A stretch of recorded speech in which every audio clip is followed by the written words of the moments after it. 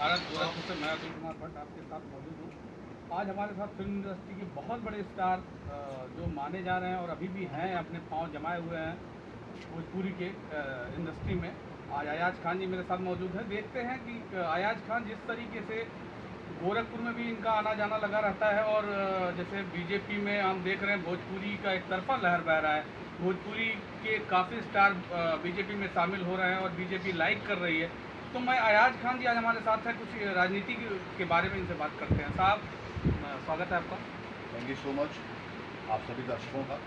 आप जैसे अभी देखिए, इसके पहले शुरुआत मनोज तिवारी जी से हो रही है और रवि किशन जी बने, इसके बाद सांसद नीरव जी बने। तो आप ये बताइए कि अगला पड़ाव, अगला सांसद या अगला विधायक कौन होगा आपके यहाँ से? वैसे तो मुझे लगता है कि पवन जी हो सकते हैं, खेसारी जी हो सकते हैं, और कौन सी पार्टी ज्वाइन करेंगे ये हम नहीं कह सकते, लेकिन भावी आने वाले सांसद और विधायकों में उनके नाम आते हैं। और जहाँ तक आप अगर मेरी तरफ इंडिकेट कर रहे हैं तो अभी मुझे लगता है कि टाइम है। मैं चर्चाएं काफ़ी, मैंने अभी नीरव जी का इंटरव्यू का कई लोगों का किया, मुझे चर्चाएं आपकी ज़्यादा चल रही, इसलिए मुझे आज यहाँ तक आना पड़ा। अब देखिए, अगर टिकट मिलता है तो नो डाउट मैं लड़ूंगा, ऐसा नहीं। बीजेपी पार्टी आपके लिए कैसी रहेगी? देखिए, मेरे लिए कोई भी पार्टी नहीं है। पार्टी मेरे लिए वो है जो मेरी देश की सेवा करती है। मैं ये नहीं कि इस पार्टी को देख के जाऊंगा ये पार्टी, वो पार्टी मेरे लिए अच्छी है जो हमारे देश की सेवा करे, हमारे देश की आवाम, हमारे देश के नागरिकों की जो है रक्षा करे, गांव समाज का विकास करे, वो पार्टी अच्छी है। हम ये सोच के चले कि ये पार्टी व्यक्तिगत रूप के लिए मैं पार्टी कोई ज्वाइन नहीं करूँगा। और नो डाउट अगर बीजेपी की अगर बीजेपी मुझे टिकट देती है और इस समय अच्छा काम कर रही है तो नो डाउट मैं उनके साथ हूँ। अभी मैं दिनेश जी का प्रचार भी किया। नहीं, उसमें देखा जा रहा है कि इसके पहले मैं देखा कि आपके जो मनोज तिवारी जी हैं सपा से शुरुआत करते हैं और इसी गोरखपुर से चुनाव लड़े थे। मैं भी उस समय भी इनके खबर को कवरेज किया था, इनके इंटरव्यू को कवरेज किया था। गोलघर में केदार सिंह के हाथे पे उनका एक कार्यालय बना हुआ था, मैं वहाँ से कवरेज किया था उनको। और वो सपा को लेके इतना ज़्यादा वो थे कि सपा के बारे में बहुत कुछ बोलते थे और आज बीजेपी के सांसद हैं और प्रदेश अध्यक्ष भी थे बीजेपी के।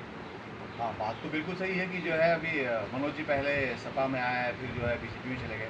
तो अगर ये बात मैं अगर व्यक्तिगत रूप से सोचता भी हूँ कि एक रूल बनना चाहिए, क्योंकि जो हम नेता को चुनते हैं, किसी भी हम, कोई प्रधान हो तो प्रधान तो कोई पार्टी से नहीं होता, लेकिन हम किसी सांसद या विधायक को चुनते हैं तो हम कुछ सोच के चुनते हैं।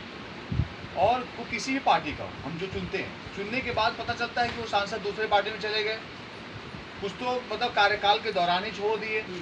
तो मुझे ऐसा लगता है उसमें एक रूल बनना चाहिए कि आप जिस पार्टी को ज्वाइन करते हो, तो मेरे समझ से तो ऐसा होना चाहिए कि आपको पूरा मतलब लाइफ टाइम, एक तो कम से कम ये बनना चाहिए तो लाइफ टाइम आप उस पार्टी को नहीं छोड़ सकते। तो फिर क्या होगा, आप बड़े पार्टी को बड़ा सोच समझ के ज्वाइन करोगे कि भाई किस पार्टी को मैं ज्वाइन करूँगा। या तो फिर आप इतने सक्षम रहो कि आप निर्दल खड़े हो।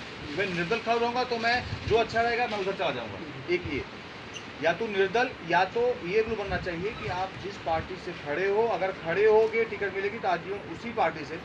और एक तीसरा ये बीच में लोग जो छोड़ के चले जाते हैं, ये भी बहुत गलत है। जनता आपको मान लीजिए जिस पार्टी के लिए चुनी हो और आप चुनने के बाद आप 2 साल बाद थोड़ा भाग जाते हो, तो हम तो जनता का तो कुछ वैल्यू ही नहीं रहा जीतने के बाद। जो जनता जिता के आपको सांसद विधायक बनाती है और कल को उन्हीं को लात मार के आप इधर से उधर, जहाँ अच्छा देखा, जहाँ भला देखा, गलत बात, वहाँ आप चले जाते हो। तो ये बहुत रॉन्ग है। कोई भी अगर पार्टी बदलता है, भाई वो तो मैं सच बता रहा हूँ, मैं उस चीज़ के खिलाफ। ये बहुत गलत है कि आप क्या देश सेवा के लिए आए हो, सांसद बनने, नेता बनने, या किधर पलड़ा भारी है, किधर ज़्यादा प्रॉफिट है, तो ये तो गलत है, देश सेवा नहीं है।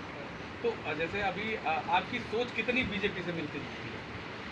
नहीं, अभी रोड बात हो रही थी कि रोडें बन रही हैं, अच्छा खासा बिजली भी रह रहा है, शिक्षा का भी स्तर सुधार हो रहा है, थोड़ी सी चीज़ है कि जो हिंदू मुस्लिम वाला चीज़ बढ़ा है। तो मैं इसके थोड़ा सा हूँ कि मतलब पार्टी को चाहिए कि इतना सब सारी चीज़ें ना हो। देश है, सभी का देश है, हिंदू या मुसलमान, इस देश सभी का है और सब लोग मिलजुल के रहें।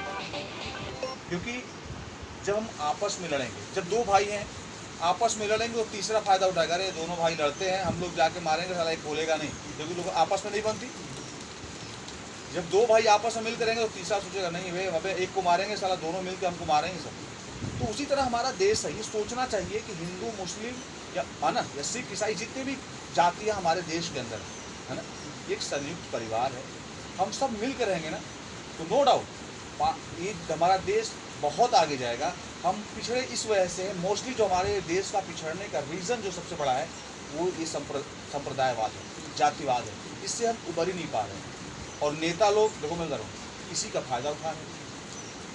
जैसे मैं देखता हूँ कहीं ना कहीं राजनीति के क्षेत्र में कहीं जिसका सत्ता रहता है लोग उसी के पीछे भागते हैं। आज भोजपुरी इंडस्ट्री में देख रहा हूँ कहीं ना कहीं बीजेपी का सत्ता है, बीजेपी की लहर है, तो इसके वजह से पीछे जा रही है कि या बीजेपी काम सही कर रहा है या बीजेपी का मुद्दा सही है, इसके वजह से लोग उसमें शामिल हो रहे हैं। देखिए नहीं, बीजेपी काम भी कर रही है, उन्होंने को भी कहा कि सड़कें अच्छी हुई हैं, बिजली पानी अच्छा हुआ है। और आपकी भोजपुरी इंडस्ट्री के लिए क्या कर रही है? भोजपुरी इंडस्ट्री के लिए अभी तक तो फिलहाल कुछ नहीं हुआ, मैं कहूँगा कुछ नहीं हुआ है भोजपुरी, हाँ लेकिन करना चाहिए। अभी जैसे बना अभी ये बना है अभी क्या बोलते हैं फिल्म सिटी, तो फिल्म सिटी नोएडा में दिल्ली के पास बना है वहाँ, तो मुझे लगता है कि हम मुंबई से आके नोएडा नहीं जाएंगे। फिल्म सिटी जो बनी है अच्छी बात है, लेकिन वो बननी चाहिए थी हमारे यूपी और बिहार में, ताकि हम अगर मुंबई छोड़ के यहाँ पे शूटिंग करने आते हैं तो हमें आसपास मिल जाए। अगर हम दिल्ली से हम मुंबई से दिल्ली जाएँ वहाँ कोई मतलब ही नहीं रहा। हम यहाँ पे आते हैं कि नेचुरल एटमॉस्फेयर मिल जाए, नेचुरल घर मिल जाए। जैसे अभी हम लोग यहाँ गोरखपुर में शूट कर रहे हैं तो सहजनवा में, तो नेचुरल ब्यूटी के लिए आते हैं, नेचुरल लोकेशन के लिए आते हैं। तो हमारा स्टूडियो तो मुंबई में भी है, तो नो डाउट अगर स्टूडियो बने अच्छी बात है कि चलो हमें भाई यहाँ के यहाँ हम अगर यूपी में शूट करें, यहाँ भी स्टूडियोज़ भी हैं, इसके अलावा भी बहुत सारे हमें लोकेशन प्रोवाइड हो जा रहे हैं, तो वो हमें कम से कम मतलब गोरखपुर, बनारस, आजमगढ़, मतलब इन सब क्षेत्रों में बनना चाहिए ताकि जो है हम उसका यूटिलाइज कर सकें। अब नोएडा कौन जाएगा? जैसे एक चीज़ और मैं पूछना चाहूँगा, आप तो बहुत संघर्ष करके इस मुकाम तक पहुँचे हैं, इस स्टार के उस पर पाँव जमाए हुए हैं, और हम नो डाउट जितने भोजपुरी के स्टार हैं हमारे बीच में वो सब लोग कहीं ना कहीं बहुत संघर्ष किए हुए हैं और उस संघर्ष को पाने के बाद एक मुकाम पाए हुए हैं। लेकिन आज जिस तरीके से सांसद और विधायक बन रहे हैं और जिस तरीके से लोग क्या वो कार्य उस शैली पे कर रहा है, जिस तरीके से जिस संघर्ष से वो फिल्मी दुनिया में करते थे, क्या समाज सेवा के क्षेत्र में? जी जी। देखिए अभी मनोज जी दिल्ली और रवि जी गोरखपुर में, तो मैं तो रहता है मुंबई में अपने काम के लिए, एक्टिंग जो मेरा प्रोफेशन है, और मेरा होम टाउन गाजीपुर है। ये तो गोरखपुर के ही लोग बता पाएंगे और मुंबई के लोग बता पाएंगे कि रवि जी गोरखपुर में और मनोज जी दिल्ली में कैसा काम करें। सच वास्तविकता बोले तो, क्योंकि हम 10 लोगों से, 2 लोगों से ऐसा सुनने में आता कि अच्छा कि 2 लोगों से सुनने में आता नहीं यार कुछ काम नहीं कर रहे, तो ऐसी मतलब बातें हम लोगों को सुनने को मिलेगा। जेन्युइन इस सवाल का जवाब दिल्ली वासी और गोरखपुर वासी देगा। गोरखपुर वासियों से भी मैं बात किया था तो उन्होंने कहा कि अगर बड़े स्टार को ले आकर हमारे यहाँ सांसद बना देंगे तो वो मुलाकात कहाँ करेगा, वो फिल्मों से फुर्सत पाएगा तब तो मुलाकात करेगा, वहाँ लोगों को मिलने का समय लगा, लाइन लगा रहता है और सांसद जी पता चले कहीं फ्लाइट पकड़ के बाहर निकल गए। ये बात तो सत्यता है। अगर कोई एक्टर अगर जो है सांसद या विधायक बनता है तो मैं ये कहना चाहूँगा कि एक काम को तो आपको अगर हम सांसद बनते हैं तो फिर फिल्मों की तरफ से अपना ध्यान जो है हटाना पड़ेगा, ना के बराबर रखना पड़ेगा, क्योंकि हमें जनता ने चुना है अपने समाज, अपने क्षेत्र, अपने जो डिस्ट्रिक्ट का विकास के लिए, तो नो डाउट फिल्मों की तरफ तो ध्यान देना पड़ेगा। दर्शकों का ये रहता है प्रश्न कि जो है अभी जैसे हम लोग दिनेश जी के लिए भी आजमगढ़ में प्रचार कर रहे थे, तो बहुत सारे ऐसे लोग बोलते रहे दिनेश जी जीत जाएंगे तो मिल कहाँ पाएंगे, वो तो मुंबई रहेंगे, वो तो यहाँ पे शूटिंग करेंगे। तो मैंने कहा कि नहीं, दिनेश जी उन सब में अलग हैं, हर व्यक्ति अलग होता है, हर व्यक्ति को एक ही तराजू से नहीं तोलते। तो दिनेश जी में मैंने कहा कि वो बहुत ज़मीनी आदमी, हम लोग नहीं सर, मैं वही ज़मीनी की बात कर रहा हूँ कि अपने संघर्ष को वो भूल जाते हैं कि मैं किस तरीके से संघर्ष करके आज फिल्म इंडस्ट्री में पहुँचा हूँ, किस तरह से मैं संघर्ष किया हूँ, और जब मुझे पद मिल गया तो मैं लोगों जो मेरे लोग हैं, मेरे क्षेत्र के लोग हैं, मैं उनके कष्ट को भूल जाता हूँ। हाँ, तो क्षेत्र तो बड़ा होता है, सबका कष्ट तो पहुँच के कोई भी, अगर मैं भी सांसद या विधायक बन जाऊँ तो घर घर तो नहीं पहुँच पाता, लेकिन जो करने वाला व्यक्ति है वो करेगा। और नो डाउट इसमें मैं कहता हूँ कि जहाँ तक दिनेश जी की बात है, दिनेश जी मुझे लगता है कि बेहतर करेंगे। और देखिए, जो दिनेश जी के प्रतिनिधि हैं उन पे भी डिपेंड करता है। मैं अगर अच्छा हूँ तो मेरे, है ना, मैं कोशिश यही चाहता हूँ कि भाई मेरे जो अंडर में हैं, जो अपने अपने जो क्षेत्र हैं, जो अपने अपने एरियाज़ हैं, उसमें, क्योंकि दिनेश जी हर गली मोहल्ले तो घूमेंगे नहीं, तो उनके जो क्षेत्रीय लोग हैं, क्षेत्रीय पदाधिकारी हैं, उन पे भी डिपेंड करता है कि वो कितने जेन्युइन हैं, उन पे भी डिपेंड करता है। जैसे अभी देखिए प्रदेश के मुख्यमंत्री योगी आदित्यनाथ जी, जबकि बहुत बिजी शेड्यूल है उनका हर चीज़ में, लेकिन जनता दरबार लगा के अगर 100 लोगों का भी कष्ट सुनते हैं तो उस पर प्रभाव पड़ता है। आप रवि किशन जी को देख लीजिए, वो कब आते हैं। मैं अभी कल NXC भवन के पास था, सर्किट हाउस के पास, मैं आए हुए थे, सचिव साहब से मैं मुलाकात करने के बाद पता चला कि सांसद जी आके और NXC भवन में सोए हुए हैं। तो क्या बताइए, सांसद जी का घर नौका बिहार में है और सांसद जी NXC भवन में सोए हुए हैं, इसका कैसे जनता कैसे पता कर पाएगी कि सांसद जी हैं कहाँ? जी, बात तो सही है, लेकिन इसमें जो है, वही मैं कहना चाहूँगा, तो इसमें जो है किसको दोषी आप मानते हैं? तो दोषी तो मैं आपसे पूछना चाह रहा हूँ कि अगर बीजेपी आप पे कहती है कि मेरे आप कैंडिडेट अगला हो, जहाँ से भी टिकट देती है, तो क्या आप उस तरह से करेंगे या अपना कुछ रूल रेगुलेशन चेंज करेंगे? क्या कुछ आप अपने बारे में बताइए। नहीं, मैं वही कहना चाह रहा हूँ कि देखिए, हर आदमी को एक ही तराजू से नहीं तोल सकते। मैं बड़ा जुबान वाला आदमी, मैं जो कहता हूँ वही करता हूँ। अभी जैसे मैं यहाँ पे शूटिंग कर रहा था, मैं दिन भर यहाँ पे शूटिंग किया और होटल गया, नहाया, फिर मैं निकल गया कुशीनगर, वहाँ होल नाइट शूट किया, फिर मॉर्निंग 6 बजे आया। मुझे लगता है कि मुश्किल से 3 से 4 घंटा शो है, मुश्किल से। उसके बाद फिर फटाफट आपको जबकि टाइम भी दिया था, है ना, फिर इन्होंने कॉल टाइम देते कि नहीं आपको जल्दी आना, फिर भाग के भी मैं आ गया। तो कहने का मतलब, जो आदमी, वो क्या होता है ना, हमारे सिस्टम में जैसे कंप्यूटर सेट होता है, जो आदमी जेन्युइन होता है ना, जो आदमी सच्चा होता है और काम करने वाला होता है, वो किसी भी क्षेत्र में जाए वो उसी तरह काम करेगा।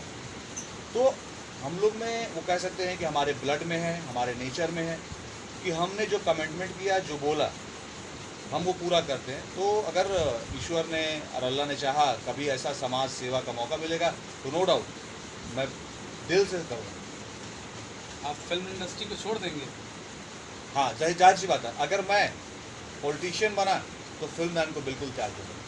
ये बहुत बड़ी बात आपने कहा है, क्योंकि इस तरीके से मैं देख रहा हूँ। नीरव जी से भी बात हुई तो उन्होंने कहा मेरी शूटिंग हो चुकी है, इतने फिल्म मैं करके आया हूँ, आगे फिल्म करूँगा।